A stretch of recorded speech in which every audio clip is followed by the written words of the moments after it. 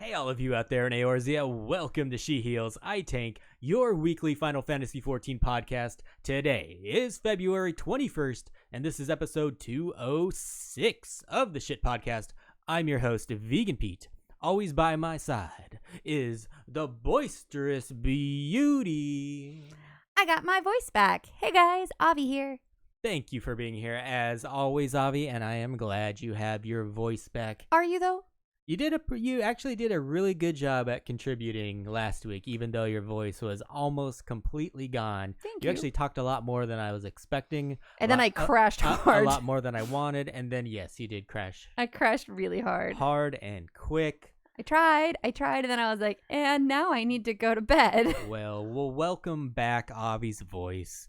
And welcome, everyone, and thank you for joining us, either listening from your podcast or podcatcher of choice, watching on YouTube, or joining us live here at twitch.tv/SheHealsITank. And that sound was a sub from Fatalis05. Pete, Thank you so much. I thought you turned off the Twitch sounds. I turned off the follows, the one that goes, oh yeah.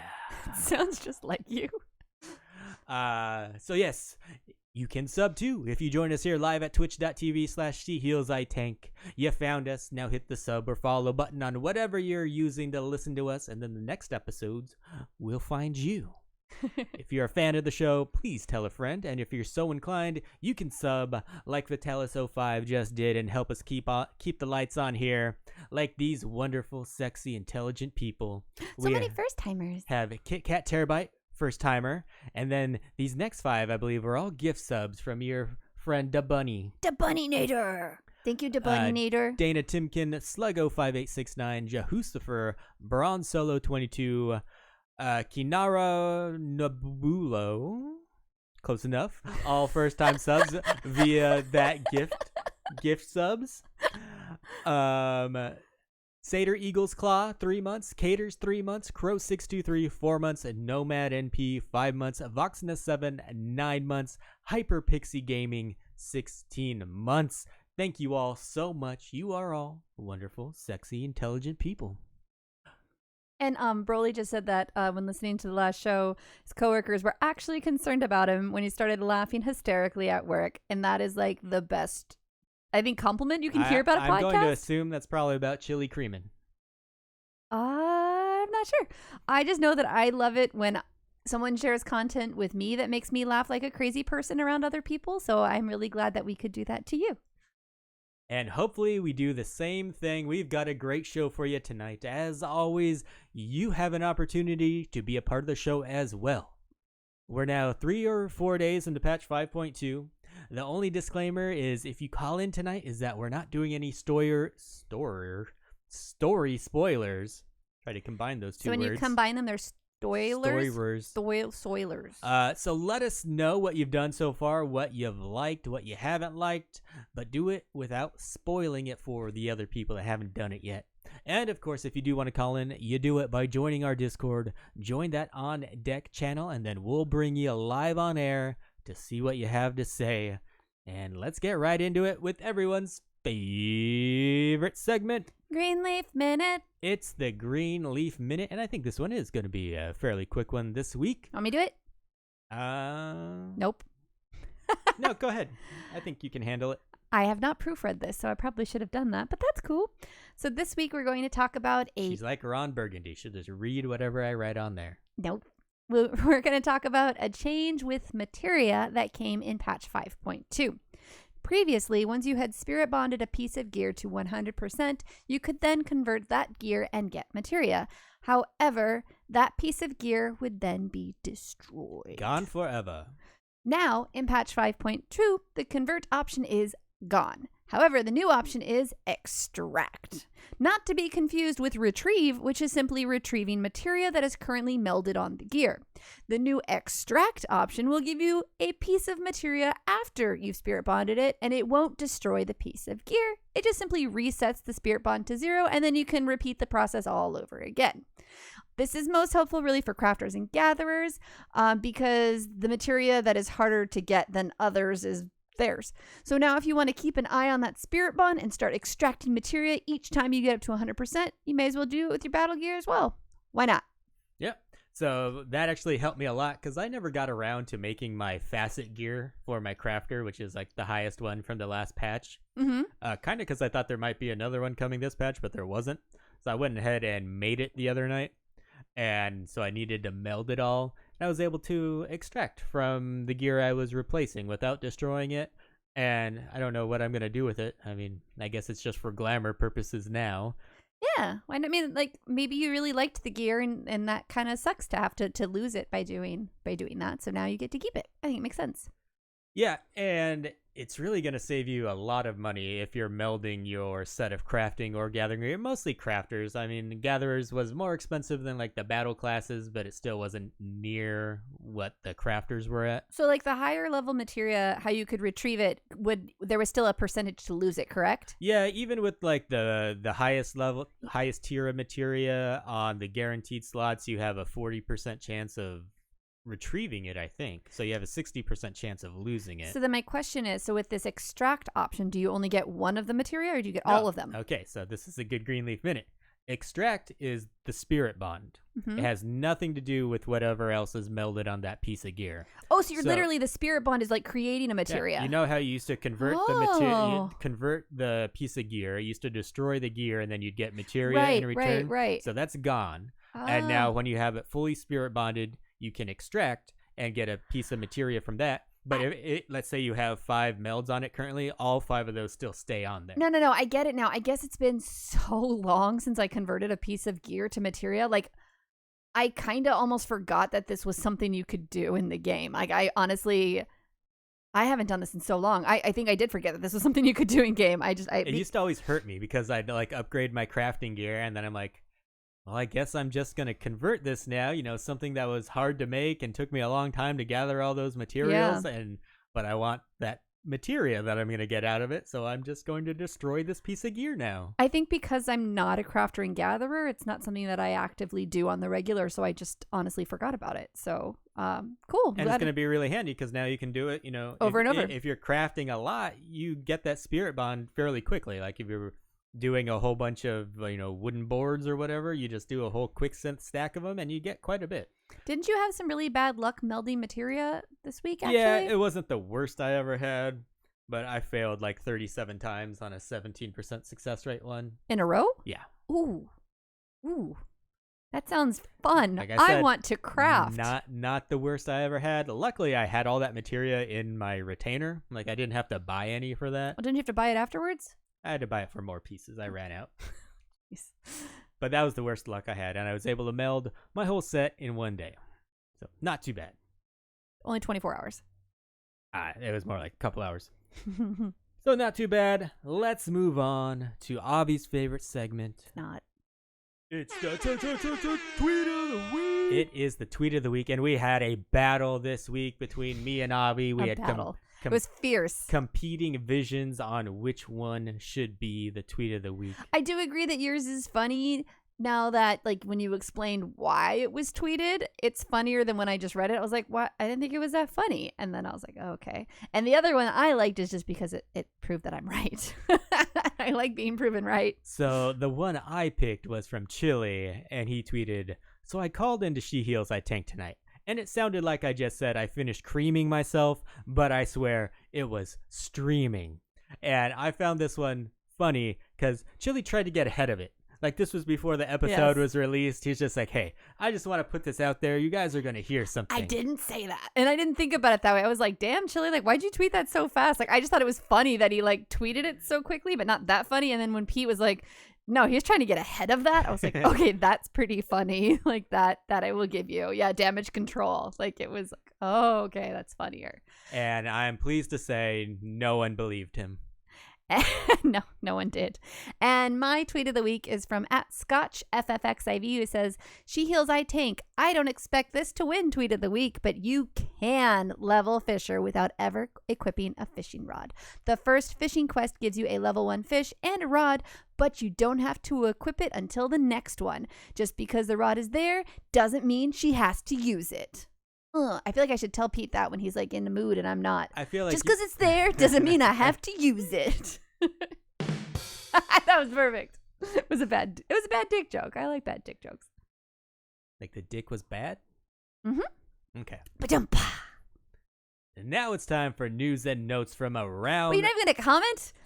You're not even gonna comment. Like, and I confirmed this because when I unlocked ocean fishing, by the way, I had not done that quest. You know, I don't like to dwell on when there's something that I was wrong at. There was a quest, and I was like, oh, I actually have to do this. Like, first to be fair, quest. You weren't confident that you didn't have to. I was like 80%. Like, I wasn't like 100, but I was like, I'm pretty positive I never did that. I don't think I've ever done that. Never touched a rod. Ever. Pure. Right. News and notes from around the realm, Avi. More bad news for PAX East. Previously, Sony had canceled their plans to exhibit there due to concerns for the COVID-19, or more commonly known as the coronavirus. Square Enix hasn't totally canceled, but they have made the decision to scale back the amount of people that they will be sending.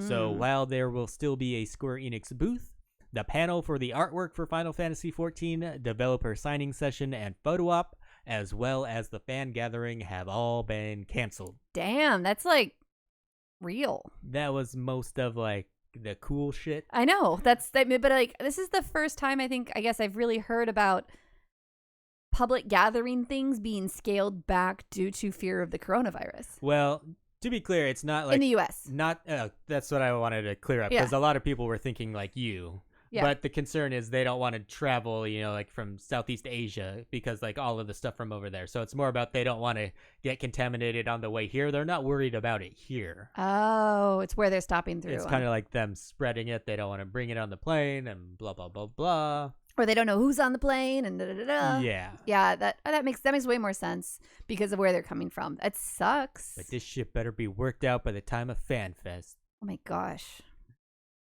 You will still have the chance for the I Beat Ruby Weapon t-shirt, which is really the reason you're there anyways. You just kind of depressed me, because now I was like, unless like everyone's dead from coronavirus, and then it doesn't matter because it's everywhere. Like, you just made my brain go like crazy. They better still come for FanFest. It doesn't matter if we're all dead. Just get over here.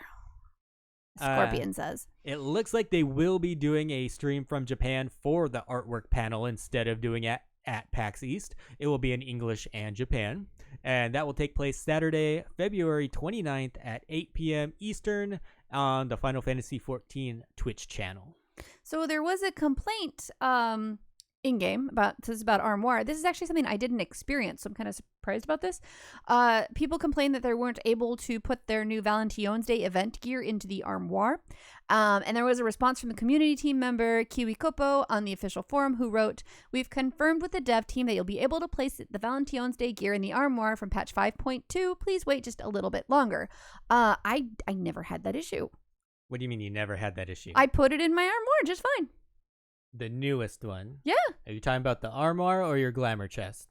Oh, yeah, you're right. I couldn't put it in the Armoire. I put it in my glamour chest. Yeah, good point. Okay. Avi's like, the rules don't affect me. I was like, able to do it. How is this a thing? And you're right. I was like, I thought it was odd it wouldn't go to the Armoire, and I was like, oh, well, let's put it in my glamour chest.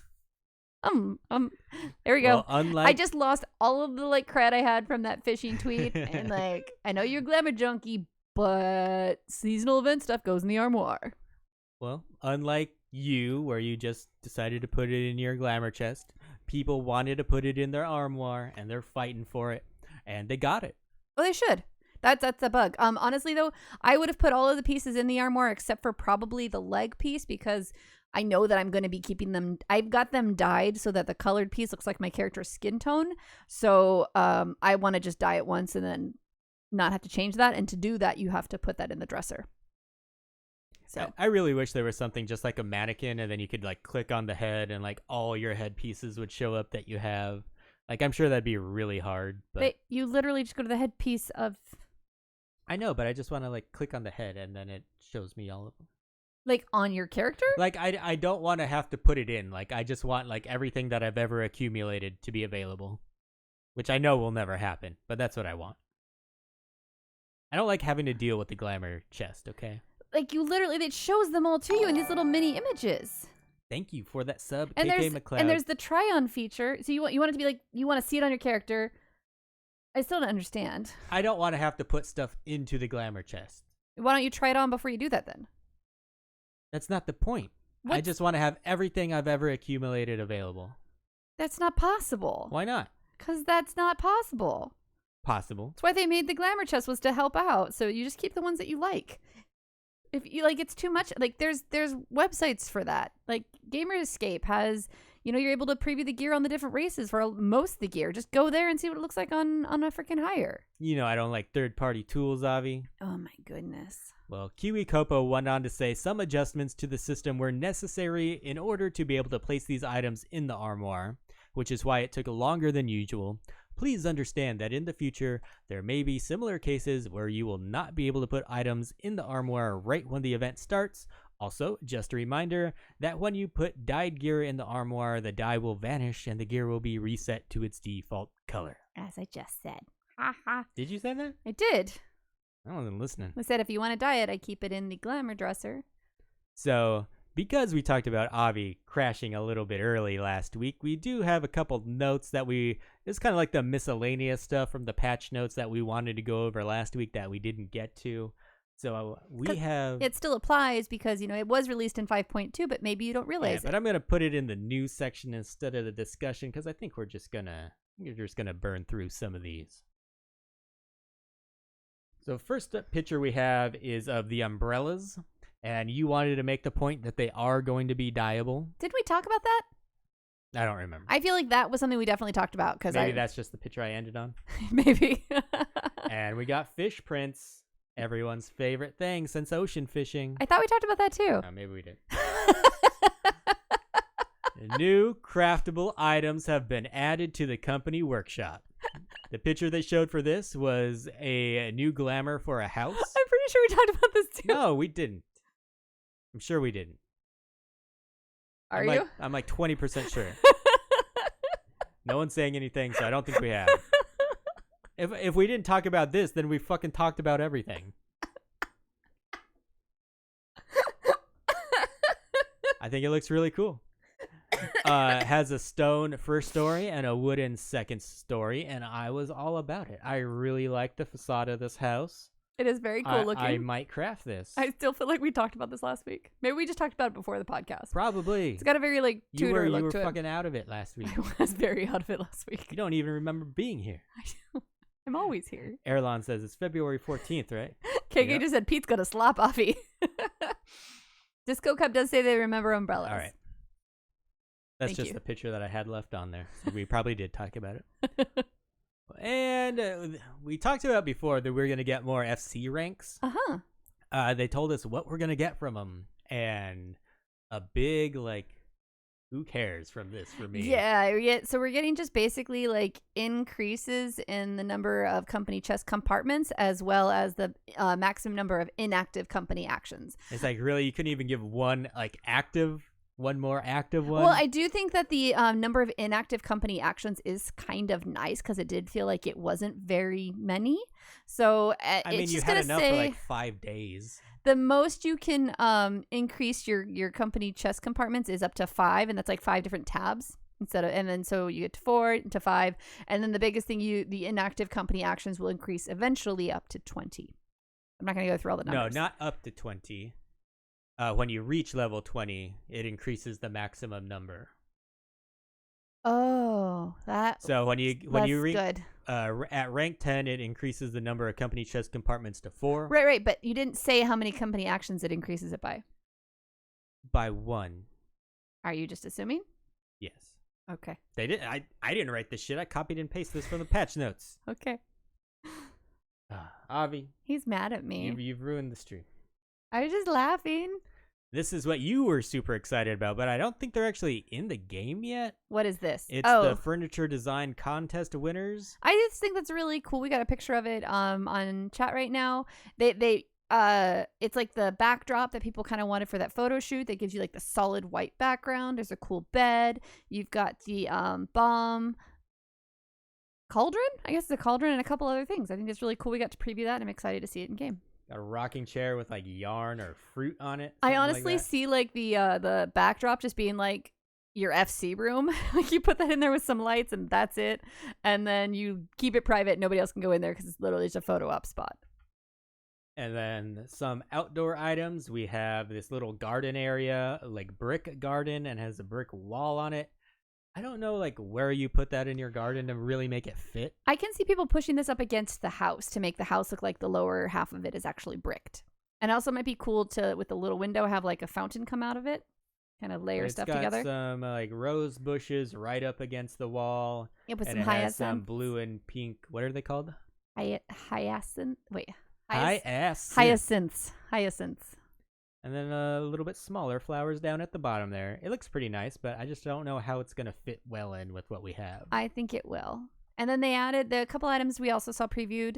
Oh, that's not what I thought this is. So this is the inside of the house, which I'm not exactly sure what's being previewed here. It's like a picnic table. We definitely have a new like masonry kind of flooring and wall, so you can kind of get a more castle look in your house. And there's definitely new like wall plants that actually have flowers on them, which is pretty. I wonder if you could dye those. That would be super cool. I will definitely be using those if I can have different colored flowers on my walls. And the one I thought we were talking about was some of the Shadowbringers outdoor plants, which is one is the Lidra. I always want to switch. Yeah, I always put the R in the wrong space, and I can't say it right. Pixie area. Yeah. It's kind of like an arch, and I was really hoping it would be indoors so I could put it in my basement, but it is not. And then the purplish pink tree that is outside of the main Crystarium area. Lakeland. In Lakeland. You're so smart. I'm not good at names. And I think I heard that the Lita Loran one drops from a dungeon. I think that Don Meg one. Mm-hmm.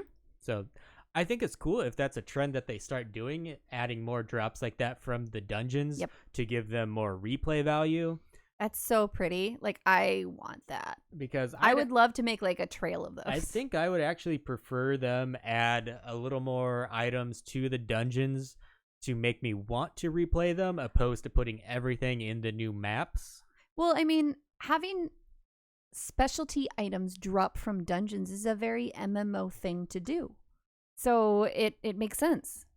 Like, why aren't we doing that? That's something that's like expected from MMOs. That's a thing that's been done for a very long time. You just get gear to turn in for Grand Company seals. Or Desynth. Yeah. And they've added a new race of mannequin, Avi. The Aura. Now you can have an Aura mannequin. We also got some new aquarium fish, like one of them that's like terrifying with like some giant fish teeth.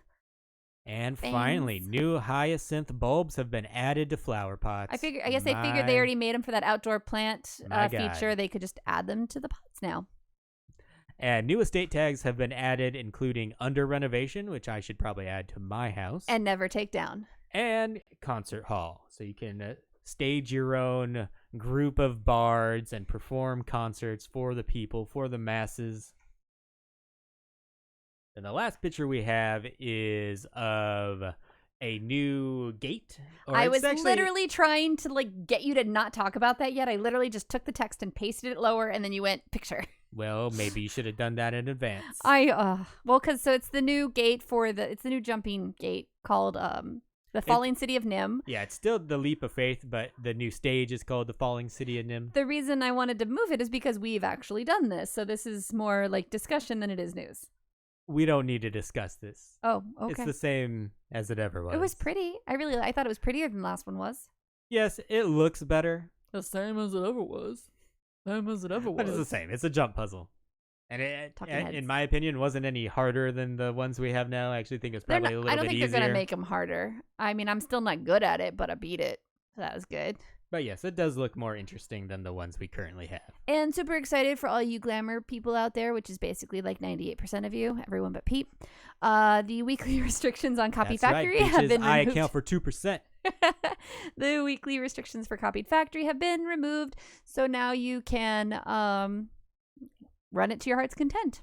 And that does remove the restriction on the gear as well as the coin that you can get to turn in to upgrade your tome gear. I might need to get me some coins. It might be like a Copied Factory day tomorrow morning. The Allegory Tomestone has been added, of course. We always get a new Tomestone. Roulettes have been updated. Tomes are... we already know that shit. And we got Bunny Minion, we got Ruby Weapon Mounting and Barding, and we got Amma Routine and Baby Shark Minions. Baby Shark. I got my shark shirt on, baby. And some system changes. Fees are now charged for items bought at the market board when the player is in the city where the item was listed. That means you cannot go visit the city where the item is listed to try to avoid the tax man. I totally did that on big purchases. I was a big fan of doing that on big purchases. Wah, wah. What was your idea of a big purchase? Anything over like 800K? Okay, that's actually more than I thought it was going to be. I No, thought you were going to say like 50K. No, like anything where it's like, ooh, that's a good amount of money to not want to play. Yeah. Ian just said an RTX 280 Ti. Yes. They do cost 800K. Oh my God, $1,300. Ouch. They did have them in stock.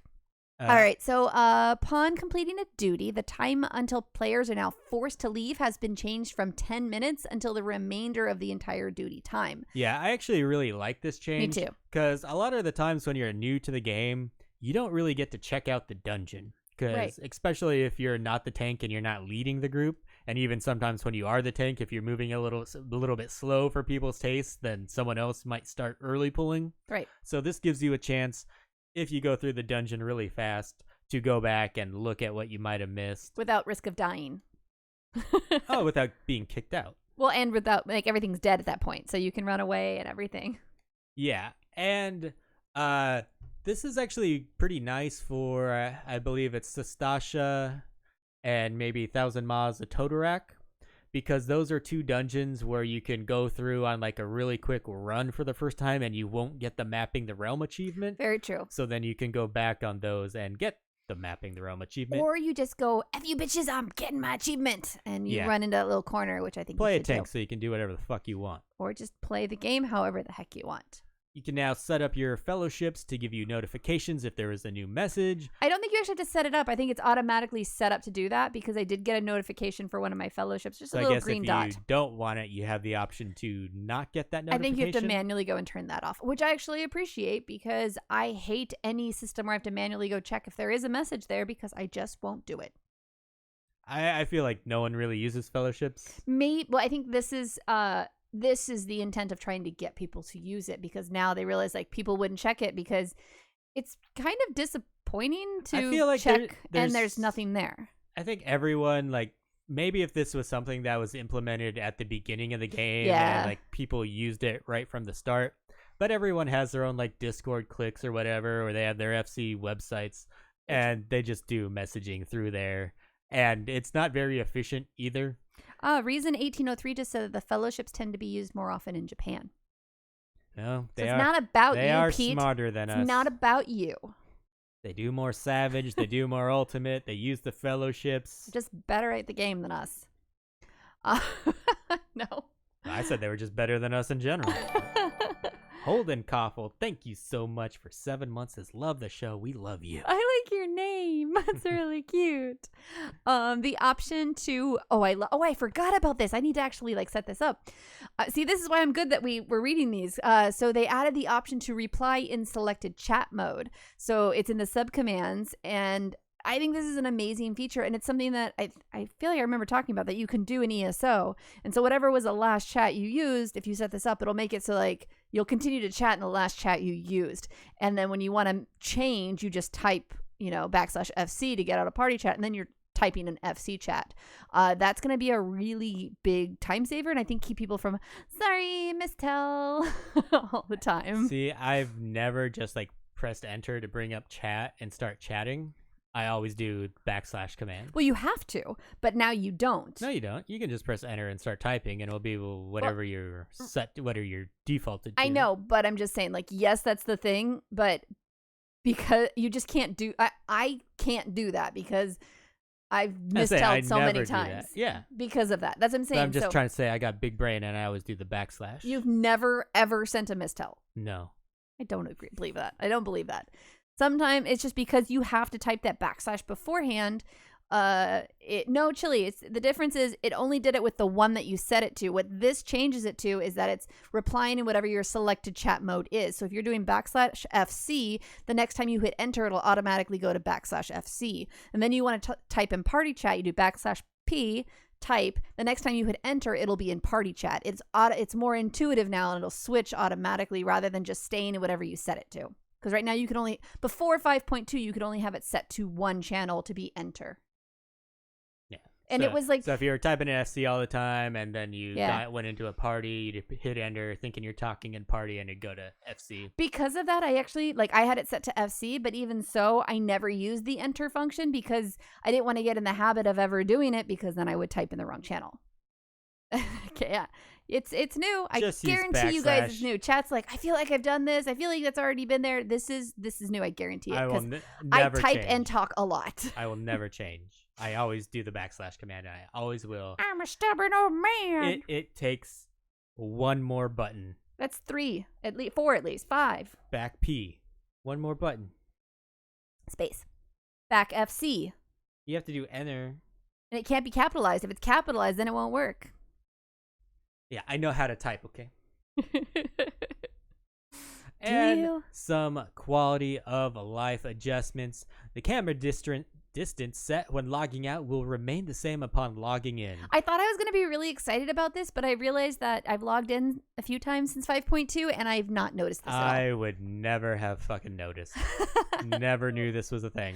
I did because it zoomed you in every time, and so then every time I logged in, I would zoom myself back out because I played the game fully maxed out. Yeah, so do I, but I guess I've just never... I also flick my button a lot. You like to flick the button? Flick the bean. If the recommendations window is locked when logging out, it will stay locked when you log back in. Thank goodness. That thing was super annoying to me. To have to do every time. Like, what's the point of closing it if it's just going to open again? You can now use the /dice command at any channel you choose rather than only having the option to do /random command, which would show up in the say chat. So this is cool because that way if you're in a group and you're trying to like kind of like who goes first, you could /dice. Now you can gamble in private. Private gambling, guys. And finally, you can now change the character display name size from the standard to large and maximum. Why not super small? I want to make them smaller. No one wants smaller, Avi. I want smaller. No one wants smaller. But me.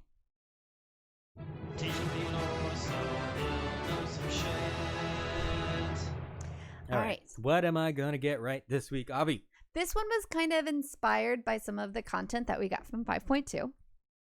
It's not spoilery. Ocean fishing? Totally. Fishing? You know that's the content that everyone is doing right now. I do. I really do. This question. Everyone and their mom. Is from me. It says, what was used to power the Ultima weapon? And bonus points if you know who gave this ancient relic to Gaius. Propane. A. Soul of Bromini. B. Heart of Sabik. C. Gallbladder of your mom. Or D. Mind of Thoros. I think it's probably nothing from my mom. See, it's totally gallbladder of your mom. I don't know why I really wanted gallbladder to be an option. Like, I really wanted gallbladder. Do you have the answer? Can I look at the You options? can look at it, yeah. And then let me know if you know who gave it to them. Sola Bromini sounds fake. So is your face. Because of bro. Bromini. Sounds like pasta. Heart of Sabik. Sabik. Sounds like it could be a thing. Mm-hmm. Mind of Thoros seems like it's something, but not from Final Fantasy. Isn't Thoros of Mir a Game of Thrones character? I don't know. I'm going to go with B, Heart of Sabik. Sabik. You are right. Hell yeah. Do you know who gave it to him? Who gave it? Who to what? Who gave the Heart of Sabik to the Garleans to power the Ultima weapon? Himself. He's like, I hereby donate. Come on, no, Peter. My heart. Actually, stop and think about this, okay? Think about, Ultima weapon. Who was a player? What was going on? Gaius. Who gave it to Gaius? It says, like, literally in the question, who gave it to Gaius? Papa Gaius.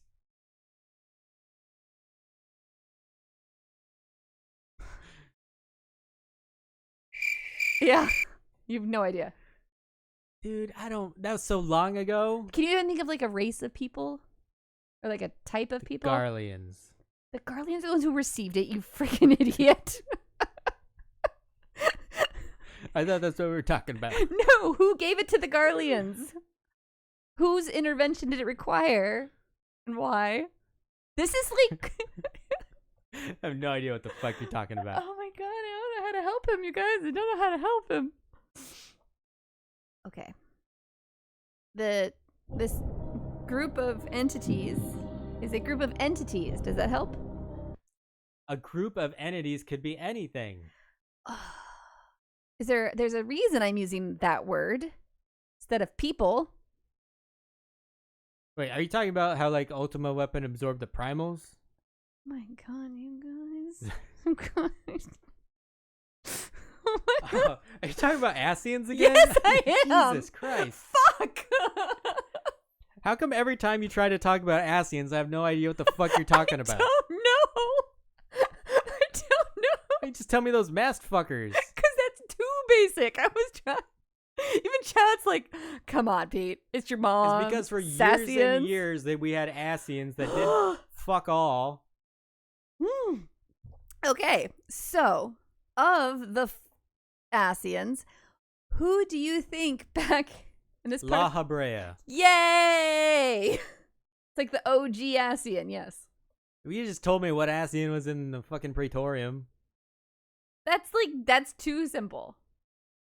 Not for me. God. I feel like... Hey, let's not lose track that I got it right. You're trying to trip me up on the follow-up question. It was just so bad, Pete. I thought you were going to get This is like the second time in a row you started rambling on about who taught who what, and it's always been the Asians. Then why didn't you get it? Because I don't understand what the fuck you're talking about. It's always the Asians, but I can't figure out that it's the Asian. Oh my god. I literally was like... We talking about Asians? I think this is obvious. But the reason I brought this up is because... That's a horrible audio clip, Pete. I know. It's horse mess. Garbage. I don't like most of your audio clips. Lord, just name the basic Asian. Logic. Use brain. Thank you, Cops. My god. See, Pete, you're making me feel like I need to make the questions even easier. I got the fucking question right. I know, the other options were pretty fucking easy. I remembered civic from something. No, you didn't. Yes, I did. I don't believe you. Oh, Pete needs to put more points into his mental attribute tree. Too bad that's not this game. Fuckers, I've got them right. All of them right. All right. Let's move on to some discussion. Should we talk about what we did in patch 5.2, Avi? Sure, except just so you guys know, we are keeping this episode main scenario quest spoiler free. And to be honest, we actually haven't done any of the MSQ. I've done the first quest. To unlock Ruby Weapon. That's all either of us have done. So we have no opinion on it. We're not going to say anything about it because honestly, why would we do it when we're going to record the podcast and talk about all the things that are not it? We don't need to explain ourselves. That was logic, Pete. I'm trying to help you learn to understand what this logic thing is. There's like a reason behind, not like an excuse. I'm explaining the logic. We're using logic, just like the Asians. I'm so proud of you. They don't use logic. They don't, but he's trying really hard. If you want to add to this brilliant discussion, join that Discord. Hop in the On Deck channel. Oh my god, Disco Cup just said next week's question, what is the name of this game? All right. Join the On Deck. Let's throw some questions at Pete. Trivia questions at Pete night. No, let's not do that. Yeah, don't want to embarrass you all. He said to stop put your points in intelligence, or put your intelligence points in logic instead of crafting rotations. Crafting rotations are more valuable. I make money good. All right. Before we get to what we did, I do want to say that even though we haven't done the MSQ, it hasn't feel like this patch has been lacking, which I haven't been able to say for all of the Final Fantasy XIV patches. That's true. Sometimes it's like, well, if I haven't done MSQ yet, I don't have anything to do. I've definitely felt like I have stuff to do this patch other than MSQ. It's weird because it's like a combination of, I feel like I have stuff to do. We're writing up what we're going to talk about in the outline. It's like, what have you done? 3 things. But with ocean fishing, I was so consumed with that and getting my fucking mount that I totally forgot to keep on doing my Beast Tribe quests every day. Like I did it the first day and then never did them again. We need to help you with these brain powers, Pete. Time to eat some more spinach. Eat tons of spinach. No, you don't. Piss spinach. French fries do not count as spinach. All right. So with that being said, let's talk about ocean fishing. That's what I ended up doing quite a bit. Mainly, and I did that first, actually. The first thing I did when I logged in the game was unlock ocean fishing because someone said the boat's leaving in 20 minutes. I was like, I got to do that shit. Actually, the first thing I did was unlock ocean fishing as well, but it was by doing the level 1 quest for fishing, and then, like I said, I didn't know how long that was going to take, and then going through and unlock fishing, and then it would be ready in an hour. So then I went and did some Eden quests because I started it and then was told, oh, it'll be again at this time. And so then I was like, all right, well, I'll be ready for it. And then when you finally get onto the ocean fishing boat, Avi, you start talking to everyone in Discord, and you have no idea how to fish. What does this do? What does this do? What does this do? Luckily, my FC was very wonderful, and we had a full party the first time I did it. And I was like, why are you doing that? How do you put the bait on? Why does it matter? Why is that person sitting? God, I'm glad I wasn't in there with you. Everyone was really wonderful and very patient with me. I guess before we get to my experience, what was your experience? Because we didn't do this together until our second run. I guess the first boat, I had beginner's luck. I had a lot of fun on the first. I don't know that I had a great score because I've learned also, by the way, you guys. So this whole not doing any of the fishing quest thing is not the best method. You probably have bad gear. Oh yeah, but not even that. You need to do the fishing quest to unlock some of the abilities. So even though I have the level to use some of the abilities, I actually can't use them. So I am going to have to put effort if I want to continue ocean fishing past the mount. I'm going to have to put effort into unlocking those abilities by doing the actual fishing quest. The other thing I do want to say is I think I got 4 levels. I think I was level 68 and I'm 72 or something now. Yes, it definitely does seem like it's going to be one of the best, if not the best, way to level your fisher. They will probably nerf it, so get your levels in now. I don't think so. They've made it so brain dead easy to level all the gatherers that I think that's just by design now. They don't want you to have to put too much effort into it. Are you watching other streams on fucking what we're podcasting? I wasn't gonna call you out, but I'm like, God damn it! I saw you looking. And then you started typing. I had to.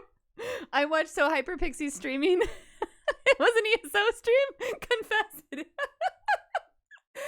Hyperpixie. Motherfucker. No, it's because yesterday Hyperpixie took me into the vet really difficult dungeon. This is a Final Fantasy 14. I didn't go into details, and now she's actually doing the same thing to somebody else, and they still haven't beat the first boss, and they've died more times than they died when I was there, and all I typed was, I'm better. Typical Avi, always looking for a chance to say she's better than someone. Sorry, guys. All right, so you really enjoyed your first time in. The whole thing, by the way, with this was I actually had a whole conversation with Pixie earlier today when I said, no, don't be a jerk. And I literally said to her, have fun. I hope you do worse tonight than you did last night. I hope that you don't go as far as we did. Because then I said, I'm a jerk. I love you. Okay, sorry. All right. This is the Avi Laughs at Her Own Jokes podcast now. Jerk. Okay, sorry. Oh, it was, and I said it for it is. Oh, so now you're just being mean. What? I keep on trying to transition to this, and then you keep on going back. I'm being silent now, so you can talk. Is this not helping? I was trying to ask you about your time ocean fishing. I talked about all that. Okay. Avi doesn't want to talk anymore. No, it's not. Don't be that way. You called me out. I was trying to type and then move on, and you called me out. And then that starts this discussion. And then now you're upset with me because of this discussion. Come on, don't do that. So what about our second time in there, Avi? It's horrible. Yes. I found that this content can either be really fun when you get the rainbow bonus round. For some reason, it just adds a little more excitement to it. But if you go through two of the zones, you have 3 zones to fish in, first of all. You fish at 3 different places. I honestly didn't notice. I don't even know if the route I went on was the same route I went on the first time. Honestly. Yeah, she probably hasn't even noticed that there's an NPC to click on to look at the routes. No, I did know that. But like while I was on the fishing boat, I wasn't like looking at the surroundings. I was like, okay, we're at the first stop. What bait do I use? And then I fished. I didn't like stop to look at the scenery. Oh, I didn't stop to look at the scenery either. One of my big complaints, or I guess it's not really a complaint, but it was something that I was wishing for, was that we were actually going to be moving the whole time, and I would be able to like see the coastline. Oh, that the ship itself would be moving, not I us. wish, the ship was moving, and we were able to like see the coastline of wherever we were in, Costa del Sol, or whatever part of Eorzea that we were going around. Mm-hmm. I thought that would have added something nice to it, but no, you just like teleport to one fishing location and then you go to another one. You're not moving the whole time. I think I would have liked that a little bit more. And you have about 7 minutes to fish at each of the areas, so you are on a time limit, and I guess that's what people needed to make them like fishing for some reason. A time limit? It's like if you put a time limit on, it feels like a little bit of adrenaline. Like you have to catch as many fish as you can, and you have to get that last cast out. I don't get the adrenaline thing unless you get like the rainbow water proc. Otherwise, it's kind of like when you need to clean your house, but you don't want to, so you set a timer for 15 minutes and say, I'm going to clean the house until the timer goes off, which is actually a very good technique. But yeah, it's like I'll be productive for this amount of time and then I'm done doing something I don't really enjoy. So are you going to keep on doing this to try to get that baby shark minion? Yeah, I'll keep doing it for the baby shark minion. I'm actually more so just going to level the fisher this way because it is actually fun, and But you have no idea if regular fishing is fun or not. Because as we've gone over, you never even equipped your fishing pole. If it's anything like the second ocean fishing trip I had, I don't want to do it. Is it like the second trip I had? No. How is it different? It's more fun. How? Because you're trying to catch specific fish for whatever leave quest you're doing to try to do it. I don't like leaves. All right. I don't think I would enjoy it. I don't enjoy gathering. I gather to level. I don't gather to enjoy it. I gather and watch Netflix movies at the same time. So you could be like Avi, and this will be appealing to you, or you could like regular fishing, and this might not appeal to you that much because you do have that before said time limit, and you're trying to get as many points as you can during that time limit. So if you're the type of person that just like to take it easy fishing off the coastline watching YouTube, then you might not enjoy this content as much because you're going to feel rushed. It's not that kind of content. No, this is a get it over and done with gathering. So there are achievements for this. I mentioned the baby shark minion. You get that if you reach 5,000 points, and you get points every time you catch a fish. You get more if they're HQ. You get more during the rainbow bonus round. Yep. And the size of the fish. So baby shark is at 500 points. You get 5, that achievement. 5,000, sorry. You get that achievement. At 10,000 points, you unlock the new shark mount. And you can reclaim those by talking to Jonathas in Old Gridania, like the main guy where you get all of your achievement rewards. I am kind of tempted to never talk to him for the shark mount. Let's not put the cart before the horse. You got to get 10,000 points. I mean, that's literally, if you suck, gonna take 3 boat trips. It's not 10,000 points total. It's 10,000 points in one run. Oh, you can't get it cumulative? Oh, No. I thought it was cumulative, like you added it up. There's a separate achievement for like 100,000 cumulative ones. I didn't realize that you had to get 5,000 points in a single run to get the baby shark. Yes. Oh. So 5,000 in a single run. Now I get it. Okay. And then I think it's either 15 or 16,000 in a single run to get a title. Okay. Which they should have used Masturbator, but I'm sure it's not. That'd be funny. Another change to fishing in general, not specific to ocean fishing, is that there's a addition of a bigger visual cue for a bite. Mm-hmm. You used to only have like the amount of dip your tip would have based on like how heavy the bite was. Little dip to your tip. And that's how you could tell if it was a small bite, a medium bite, or a big bite. Okay. If the tip of your rod got dipped. That's a thing. And So now you have that big exclamation point. There's going to either 1, 2, or 3 based on how big that bite is. Big fish. And so now, if you don't feel like looking at the tip of your rod, You don't have to. look for the exclamation point. Bink. All right, I think the next thing that both of us have done so far is Ruby Weapon. Yes, I ran it once. And I actually really want to talk about the story part of this. Pete really, really enjoyed the story. But we're gonna. I did too, but Pete, like, this is the first time I've seen him be like, I really like the story. This is the first time when I had run it before you, and then when you did it, I was actively watching you for your reaction. Aw. Because normally the story of this game, I'm not really looking for that. Like it just usually there isn't stuff to have that impact. Right. But I'm like, oh, here's that soap opera moment. Avi's gonna have some emotions. So we are keeping it spoiler free, even though I really want to talk about it. I will say though, I thought the story and the mid-fight transition were head and shoulders above the actual fight. See, I actually enjoyed the fight. So our first pull, there is a mechanic that will create like a quicksand sort of element. I don't want to like give away mechanics, but I died to that on our first pull. I died to that too, and that's another one that I was watching you. I'm like, yeah, she better die to this. I am not saying I died to this if she didn't die to it. They were like waiting for, and I was running heals, and they were waiting for me to die to that, and it kind of felt like I wasn't the only one to die to that. I think like 3 people did, and then the whole fight just kind of became trying to constantly recover. And so then I was just kind of like, we were streaming this, and I said, I really just hope that we die as a group so that we can start over. Because I feel like if I start over on this fight, I'll be fine. And I understand how the mechanics work and how all these different elements are going to play out.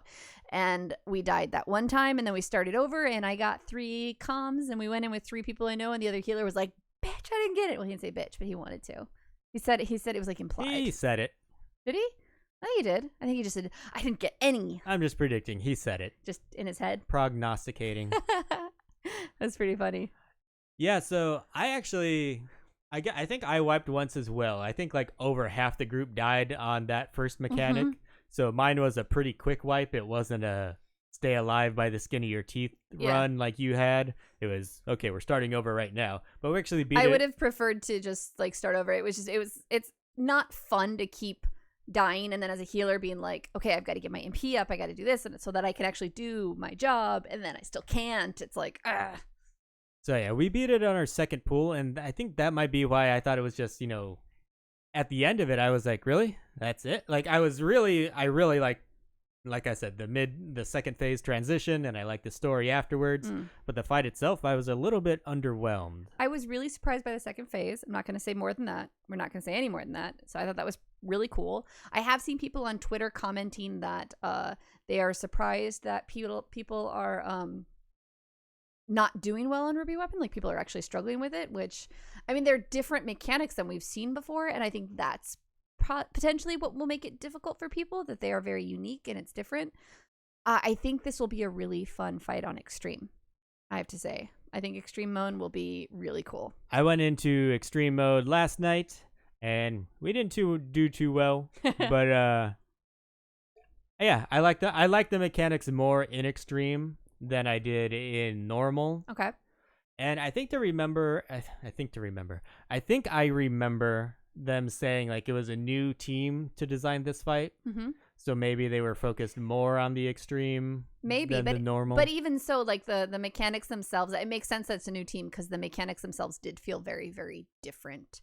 And I did go in like, I think my healer is eye level 456. So I'm like minimum eye level for all this new content. So I'm saying when I went in on this is me going in very baby level, I guess. All right, and it looks like we have T-Learn on deck. So we're going to bring T-Learn into live on air. And did you want to talk about Ruby Weapon, T-Learn? Actually, I've only done the normal version of Ruby Weapon. I have not done Extreme. Me too. Okay, and just a reminder, we're keeping it spoiler free. No story stuff. No, I'm not gonna talk about. I was just gonna talk about some of the overall activities other than MSQ that I've been doing, because honestly, that's what I've been doing. All right, why don't you start with your favorite piece of content from 5.2? honestly, E7 is my favorite. Okay, I haven't done it yet, so can you not spoil? No, I'm not Sorry. gonna. I've only done E5 and 6. No, Thank you. I, But I've heard it's brutal, so you enjoy it. I've heard it's brutal. it's very, very, very difficult compared to the other two. But yes, Cool. Yeah. Been trying to gear up a lot. Been running the new dungeon that's part of the MSQ for expert roulette a lot. I haven't unlocked that yet. And how long did it take you to get to unlocking the dungeon, would you reckon? Did you say reckon? I married a yeah. freaking cowboy. It depends on how fast you go through the MSQ. Yeah, how fast do you think it took you? Well, the total MSQ took me 7-8 hours. It took me 4-ish of those, roughly. Sounds about Okay. right. No, that's a pretty consistent or a pretty significant MSQ quest. Yeah, there's quite a bit. Yeah. They said there was going to be too. Yeah, it's pretty extensive this time around. Especially with lots and lots of cutscenes. Lots and lots. Set some time aside. Yes, very, very, very much so. Nice. Well, that's kind of cool because then it's like after we're done doing the podcast and I want to chill, usually I just go and watch some TV or something and be like, no, I'm actually going to do some MSQ because I'm going to sit here and basically watch a movie. Basically, especially around that marker, there's it's like watching a movie. Mm-hmm. Yep. Nice. Yeah, and then I've been just running stuff with shout out to Sakura. Mm-hmm. She's been stuff with me a lot, and we've been trying to just gather and we're trying to do endgame crafting, both of us. Cool. She's gotten me bit with the crafting bug. So have you crafted any of the Neo-ish Guardian gear yet? No, because my craftsmanship is not high enough. That is an 83 3-star. Yeah.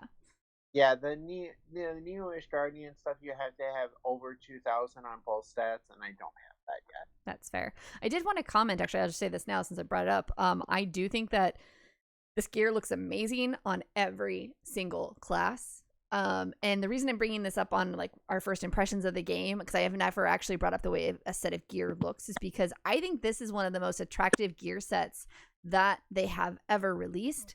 And I feel like that those who are really into glamour, which is a large portion of the player base, have really embraced it. And I've noticed more people blowing some major gill on these pieces of gear and not covering them up than any other gear at the beginning of a patch or expansion. Damn, I should have crafted some. Yeah. Mm-hmm. It's very steampunk. It looks good on every class because I like because unfortunately initially I was very disappointed with how the casting and healing gear, especially the healing gear for Eden Gate, which was the previous tier, looked really, really ugly on my healer, and I'm just like, no. It should look pretty, and I want to wear it, and it looks not good. Yes. Yeah. I actually personally I don't really ever like the Eden, the Alexander gear. Like none of that is actually my personal style. Like that's never gear that I've personally put on my character and worn out. That's stuff that I think I always expect to glamour over. I might use actual pieces of it, but the gear itself as a whole is not great. What is this sound, Pete? All right, yeah, you're clipping T-Learn. I don't know what's going on. So is there anything you want to add at the very end before we let you go? No, that was it. All right, thank you so much for calling in, T-Learn. Really appreciate it. Have a wonderful evening. Yep. Bye. Bye. All right, so something. Pete just went all right and pointed at me. All right, you're up, All right. Avi. I don't think we mentioned that there is a checkpoint in this fight. So, like we mentioned, a second phase transition. Mm-hmm. So we're going back to Ruby Weapon really quick. There is a checkpoint, so it's not just like getting to a transition and then if you die, you have to start all over it's again. It's like a little bit of a kind of mini cutscene kind of thing. Well, yeah, but Is that what you mean by checkpoint? If you die, you start back at the second half. Oh, okay. I'm not a raider. I don't like. A checkpoint is not a rating term. I'm not super familiar with it. Okay. So yeah, It was cool. If you get to that second phase and you die, you don't have to start over from the beginning again. Yeah. And the same goes for the extreme version, because I think the extreme version ends up being like a 12 or 13-minute fight. Ooh, that's cool. I like that. But what I've been seeing people do is once they get to that second phase, they just immediately die. They run into give themselves like a break. Run into the wall, and then you can reset with all your cooldowns and stuff like that. And so T-Learn brought up Eden 7. You haven't done that one yet. I've done all of them. But well, you also took Tuesday off work, and I did not. And then I was home sick from work. That just happened to coincide. Right, I apologize. With the patch. And then Wednesday was an ESO streaming day with Pixie, so I got to play Thursday was. I'm sorry. So I played Tuesday and Wednesday after work. So I did all the content I could in the time I could with me sleeping, because I like to sleep a lot. Yeah. If I didn't like to sleep, I would have She so goes much to more bed game at time. 8 o'clock, so she could have played much longer, but she had to watch whatever drama she's watching on Netflix. I don't like to play right before bed. I'm like, if I play up until I go to bed, I don't fall asleep. I'm like, my brain's too going. So, anyways, personal stuff. So the ones that we've done together, or did we do them together? We did E6 together. Yeah, we did do E5 together. No. I said we didn't. Oh, I heard did. So what was your first impression of Eden 5, which is the first fight in the new Eden raid? That's the Ramuh one, right? That is the Ramuh one. My first impression was, damn, Ramuh's hot. And that was my immediate and first he got reaction. Merged with a horse. That's not taking away his hotness.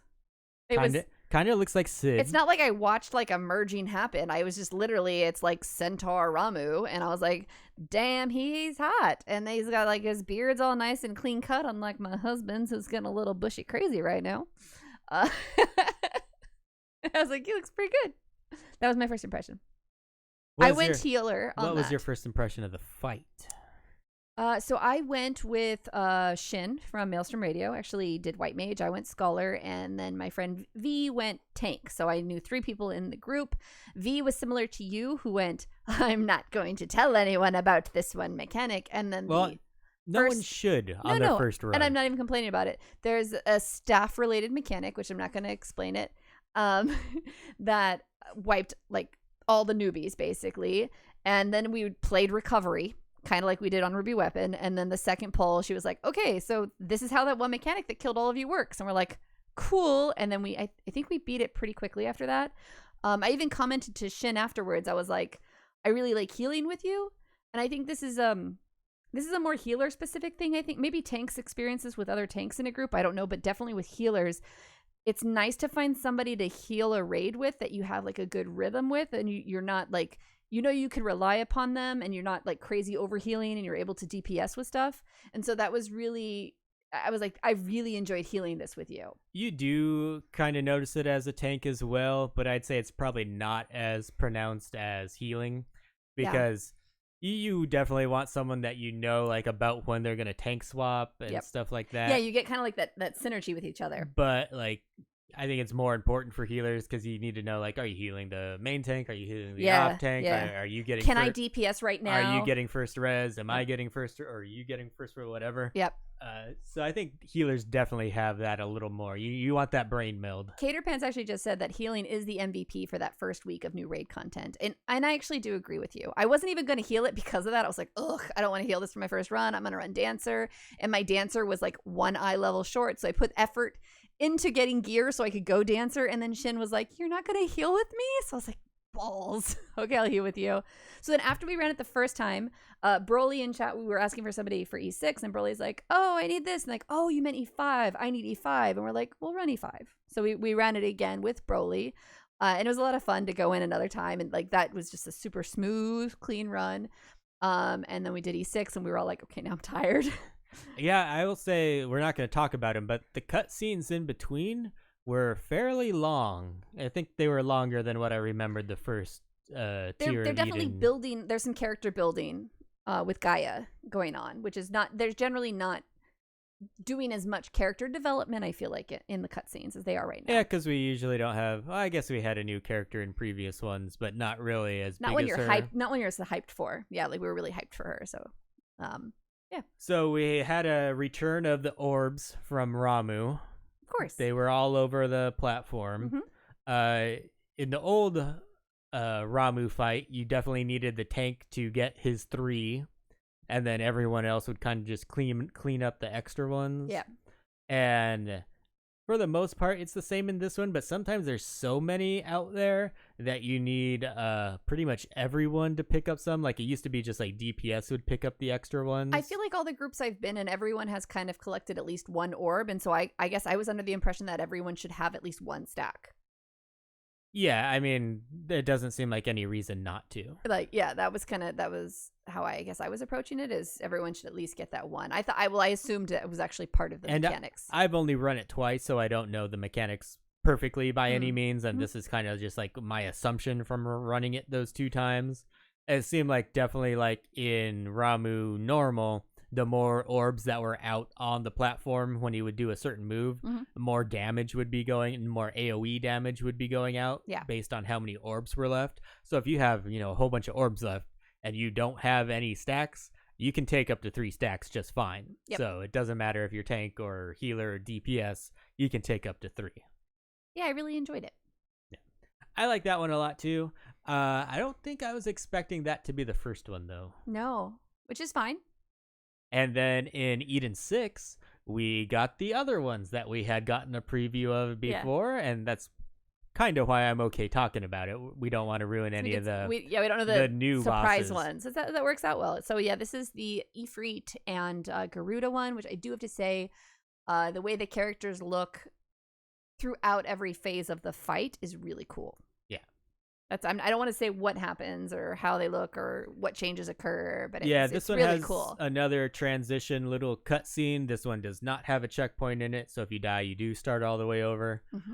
But yeah, I mean, Garuda isn't that much of a deviation from the Garuda that we know, but Ifrit looks a lot different. He's also hot. I believe he called him really sexy. He's really okay. So yeah, Ramuh's hot, Ifrit's sexy. Garuda.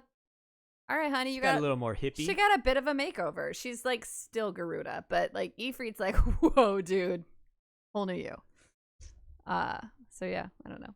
That's what I thought when I started the fight. So like, damn, okay. Like Ifrit would be a really, really, really cool cosplay. There were definitely moves that were reminiscent of both Ifrit and Garuda throughout the fight, but I feel like I saw more Garuda in this fight than I did old Ifrit. I honestly think for me I've only done this fight one time. Why don't you know it all now? How many times did you do it? One time? Twice, I think. Twice. I feel like honestly, just like 2 runs is enough for like the first initial fight. I honestly can't really comment on the mechanics because I did the first fight 2 times. I feel like I can. I don't know that I really can comment on the mechanics for this one.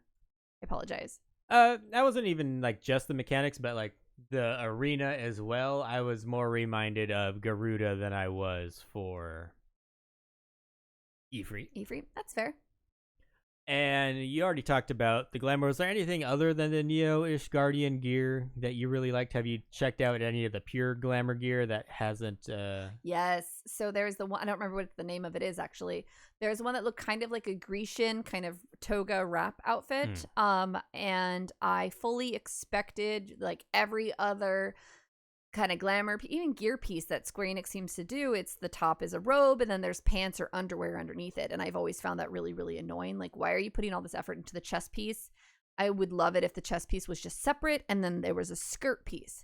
And this is the first time they've finally done that. The top piece is like a cross neck V-neck kind of sleeveless top, which I will 100% be getting. Hubby, please craft that for me when you can. And then gather me everything I need. And then the leg piece is kind of like loose capris with like a toga kind of skirt that wraps around, but when you equip both of them, it's seamless together. So I really appreciate that Square Enix is almost going, hey, I get that you guys glamour. let's make our pieces more usable for like that kind of an element. And I think that was a great application. So that was, I thought, really, really, really, thank you. It's the Dalmascan drapery set. Thank you, Fenris. I really, really like how that plays out. I mean, that's literally the first top in game that I'm like, I think I own this shirt. Like, that was pretty cool. So I thought that was wonderful.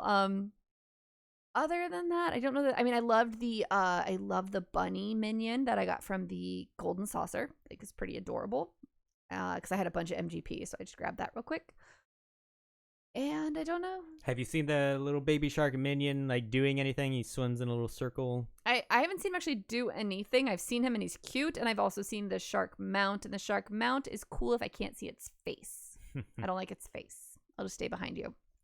We're cool. And I think the only thing I did that you didn't so far was the rest of Eden, and I unlocked the Beast Tribe quest, right. the Qatari. Yep. And I will say I really enjoyed the story leading into all of it.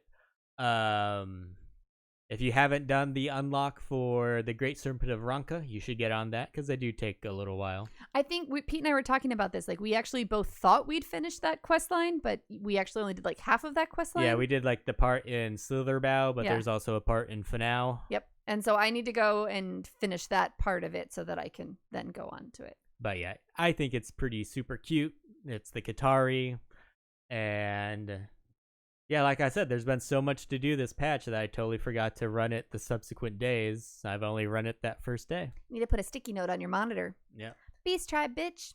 Because you finish the Beast Tribes right away, and then you kind of forget about them for a while unless you're leveling a job, and then you keep on doing them. But I'm not that way. I'm saying, you just forget about them if you're not working on anything. I guess.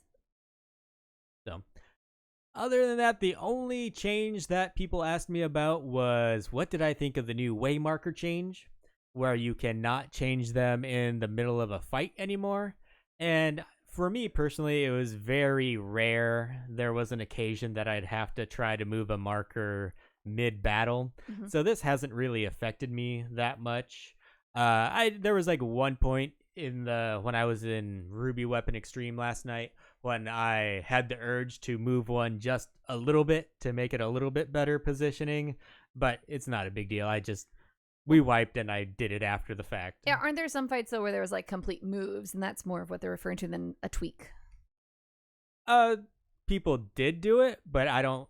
But now that they added more waymarks, I don't think it was absolutely necessary. It just made it easier. Well, and now that there's more waymarks, they can just do that with the extra waymarks that are available. I mean, depends on how like intricate they were getting with their waymarkers. I guess I'm remembering like the original turns where there was a phase change, and then the original markers were completely obsolete, and you placed new markers. Yeah. That and I guess they don't do that as much as they used to. Yeah, I don't, because I think they used to even like get rid of the markers, didn't they? God, I don't remember. But maybe because the arena it's been a long time. So yeah, that change hasn't really affected me personally that much. If it's been any effect, it's that it's better because now we have 2 extra markers. So yeah, waymarker change. I think some people are blowing it a little out of proportion. Are people upset about it? Some people are, and I think the people that are upset are they have an alliance raid run, and they want to throw up ABC for where each group should stand. Someone early pulls, and then you can't put the markers down. I did hear about that happening, actually being annoying, but that's honestly for most of those raids, like that's pretty. And then common. I think you can still do like the markers above your head. Mm-hmm. So you just put that marker on your head and be like, "Hey, if you're in my group, stand with me. Stick with me." That's fine. Not a big deal. Because someone always early pulls in a 24-man raid. Just be like, hey, tank, here's your cone of shame. Yeah. So I think that's about it for our first impressions. Overall, I was very happily impressed. Of course you were. This is like the Crafters and Gatherers patch. But there was only like one gathering thing that I did. 2. Well, Beast Tribe. You say, whoa, but yeah, 2. But I did that once. It wasn't even like a main thing that I did. Still counts. But I don't know if I talked about this. With the ocean fishing, now that I've got my mount, I don't care about the title really. Mm-hmm. I don't know what incentive there is for me to keep on doing this other than going with you. I was thinking about this, and I think they're going to add more incentives in the future. So, I feel like this is just the initial kickoff, because you don't want to put a lot of effort into content if you don't know it's going to be popular. ideally, like, because they've done that so many times and it hasn't paid out, like Diadem and stuff. Yeah. So to keep this kind of like very basic, it's just keep the rewards simple, and if people enjoy it, we'll do it again. Chat is saying desynth for Culinarian. Unfortunately, desynthing those fish does not level your Culinarian, from what I've heard. It's just a simple separate desynth for the items you get, and it's not for Culinarian. So sell them or just desynth them for the stuff you get, because you get bait sometimes. It raises your Culinarian decent. Does it? Because I'd heard people saying in Free Company chat that it didn't. Well, I think it's like level 1. So once you get to like level 20, it would stop leveling it. It does not. Chat's saying it does not. So if it does, maybe it's just for those super lower levels. But really, I saw one comment on Reddit that was like, you spend 5 minutes, or you spend 12 minutes fishing, 5 minutes waiting on cutscenes, and an hour and a half waiting to or desyncing fish. So I think I've just been selling them to after my vendor. first time in, I desynthed 50, 60 fish that I had and didn't get anything other than some bait back. Right. And I said, nope, not worth it. I will be selling every fish I got except any that I used for angler prints, which I actually did put 2 angler prints up in my house. Cater, I have never desynthed a fish. So next time I go fishing, I will desynth them, because I'm somebody who is the lowest possible level fishing desynter. So I will do that and see if I get any experience from it, because everybody else talking about it is a higher level fish desynter, like yourself, I'm assuming. So we can at least get an answer from someone who's like, hey, I've never done that to a fish before. Yeah, chances are if you were a fisher beforehand, you probably desynth a lot of fish. Shit ton of fish. Get them out of your inventory. So yeah, you get fine sand, which occasionally you craft with, but most of the time you just sell back. And one person said they got a Allegan tin piece, but I haven't heard anyone else. That is not worth it. Yeah, I think those are worth like 50 gil. Yeah, that's nothing. No, I'm good. Yeah, I just sell them back. It's a lot quicker. You probably get 50 gil from all the fish that you sell. That does remind me of a complaint I had about this, though. There's too many freaking different types of fish. I do not like it.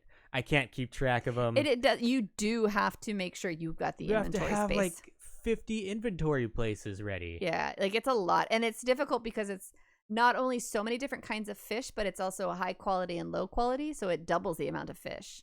So it definitely takes up a lot of inventory space, and you can't access your saddlebags. And if you're trying to get the highest amount of points, you don't want to have to take time to clear out your inventory while you're in there. You don't want to have to try to desynth anything while you're in there.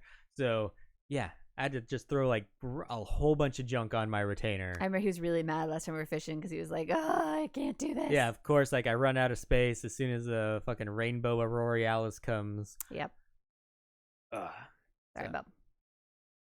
But anything else for first impressions, Avi? Nope. I think we covered everything that we were able to get to.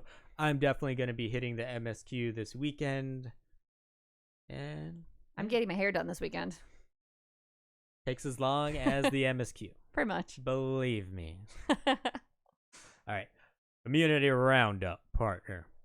Avi doesn't know about this.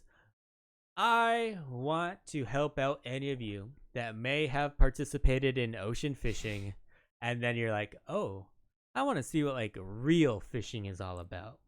And like I keep on hearing about like big fish fishing. I want to start fishing up some of those. So if you want to know when big fish are up, I'm going to have a link to a website in the show notes. It's ff14fish.carbuncleplushie.com, and it's a Final Fantasy 14 fish tracker app. And so it will tell you like what fish are up during one time. You can set it for like A Realm Reborn, Heaven's Ward, Stormblood, Shadowbringers, and like you'll be able to mark them off like if you've caught them before, so it won't show it again if you've already caught it. And then you're going to be able to like keep track of all the fish that you're still needing. So what do you get when you catch all the fish? Pride, baby. That feeling of accomplishment that you just don't get from your job. Okay. You know what I mean, Jelly Bean? Sure. So yeah, I actually have a really fun time regular fishing and big fish fishing. It can get annoying when you have to have a certain time and a certain weather, use a certain bait, mooch a certain fish. It can be pretty time consuming. But can also be very rewarding. And there's some fish that you can get swimsuits out of by decenting them. Swimsuits? And they can sell for a decent amount.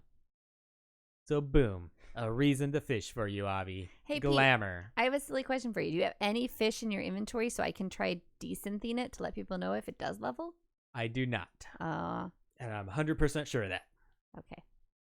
All right, Avi. I think that's an episode. You don't want to do Twitter reactions? Oh, I forgot. Oni's Arcade said, in regards to Chili Cream and himself, self-love is important, Chili. Practice makes perfect. At Keter Pants says, greatly appreciate the raid, She Heals I Tank and Chili. Go check them out at twitch.tv at She Heals I Tank for my weekly podcast addiction. You will not be disappointed. And Keter, I'm so glad to see you streaming on the regular. It's pretty darn awesome. Or you might be disappointed. Who knows? Either way, it's effort involved and it's cool. So on that I meant note, disappointed in us. Oh, I don't know. So on that super positive note, that is going to be it for this episode. As always, we've enjoyed hanging out with all of you live here on Twitch. Thank you so much for spending your time with us. Be sure to hit that follow button so you know the next time we will be going live. And a great big thank you to everyone listening to the podcast through iTunes, Stitcher, Podbean, or whatever other app you choose to listen to. You really are the reason we keep making episodes. And remember, wherever you do listen, it would mean a shit ton to us if you gave our little shit podcast a rating and a review. And I have to say, it's been a while since we got one of those. So, that'd be cool if you did that. Or even more importantly, just tell a friend to check us out. Tell a friend. Here with Vegan Pete, I am Avi Ale, and we will talk to you next week. Goodbye. Goodbye.